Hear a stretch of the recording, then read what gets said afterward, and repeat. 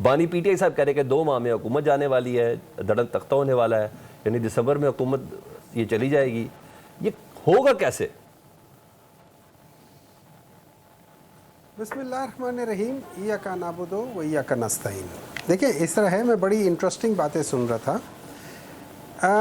मुझे उस पर कोई एतराज़ नहीं है कि यकजान 2 बॉडियों या जो भी उसके ऐसे होते हैं। कालिब दिल को कहते हैं, मुझे उससे कोई तरस नहीं। कालिब जी जी, वही ना, 2 यकजान 2 कालिब जो भी है ना, ये ऐसा ना हो ना वो 2 दिल मिल रहे हैं मगर चुपके 2 कल्ब ना कहीं मिल जाए, ये भी बड़ी प्रॉब्लम है। वो जो ठीक है ना, उसमें देखे ना, वो कहते हैं ना, मियाँ बीवी राजी तो क्या करेगा काजी। अच्छा, तो हम लोग उसमें हमारा कोई प्रॉब्लम नहीं है, ठीक है। लेकिन मैं देखिए 2-3 चीज़ें इन प्रिंसिपल बात करता हूँ।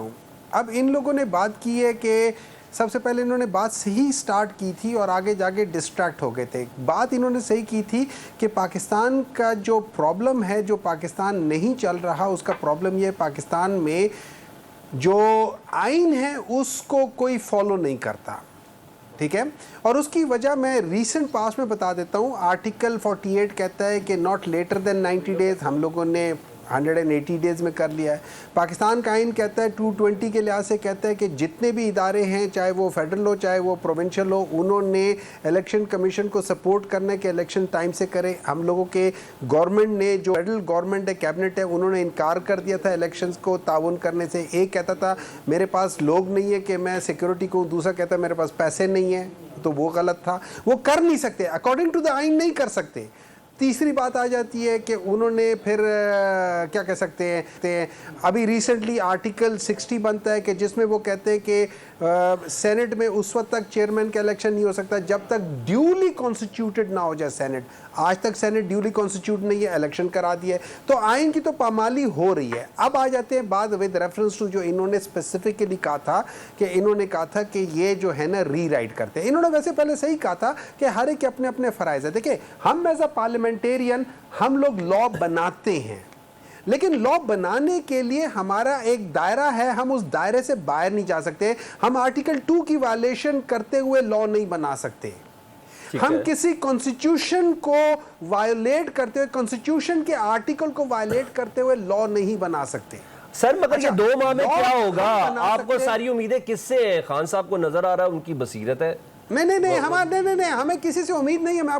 मैं उसको बता देता हूँ। देखिए इस तरह ये है, जब आप एक गलत तरफ जा रहे हो और आगे खाई हो, मैं अगर खाई की तरफ जा रहा हूँ और स्पीड पे जा रहा हूँ, आप मुझे ये बात बताएं, और मुझे आपको पता है कि आगे 200 गज के ऊपर खाई है और मैं क्या कह सकते हैं 10 मीटर पर सेकंड के लिहाज से या 10 मीटर के लिहाज से उस तरफ जा रहा हूं, तो आप अंदाजा लगा लेंगे कि यार ये अगले 3 मिनट में ये खाई में गिरने वाला है। एग्रीड और नॉट? बिल्कुल ऐसे ही है। ठीक है, अब मैं आपको बात बताता हूं। देखिए इस वक्त पाकिस्तान जिस नहज पे खड़ा हुआ है ना, ये याद रखिए, बांग्लादेश को ज़रा सामने रखिए। बांग्लादेश की जो रिजर्व्स थे वो $85 बिलियन थे। बांग्लादेश की जो वैल्यू एडेड बिजनेस के जो हजम है वो तकरीबन $75 बिलियन के करीब है। ये फाइनेंशियली इतना स्ट्रॉन्ग बांग्लादेश है, लेकिन बांग्लादेश सर वहां के आर्मी चीफ ने कजन होने के बावजूद हसीना वाजिद का ख्याल नहीं रखा था। सर एक मिनट है ना जी सर। बांग्लादेश के अंदर पॉलिटिकल स्टेबिलिटी नहीं थी, पाकिस्तान के अंदर पॉलिटिकल स्टेबिलिटी नहीं है जब तक आपका बेसिक फंडामेंटल चीज is political stability. Charter of economy या बाकी चीज़ें बाद ही हैं, पहले आपने पॉलिटिकल स्टेबिलिटी लानी है ताकि जगह स्टेबल हो जाए।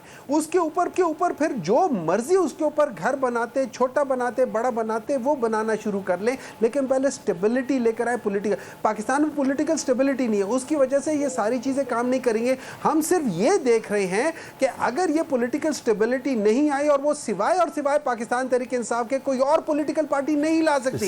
वी आर द भाई मैंने ना अगले गेस्ट की तरफ बढ़ना है, मुझे जरा एक इसका मुझे थोड़ी सी तिश्तगी है ना खत्म कर देना। वो तो उन्होंने सीधा सीधा बता दिया, ज़िशान रफीक साहब ने बता दिया कि भाई यकजान 2 कालिब हैं तो बस हैं। आप मुझे बताएं पाकिस्तान में जब जब यकजान 2 कालिब रहे हैं तब तक तो हुकूमत कभी भी नहीं जा सकी।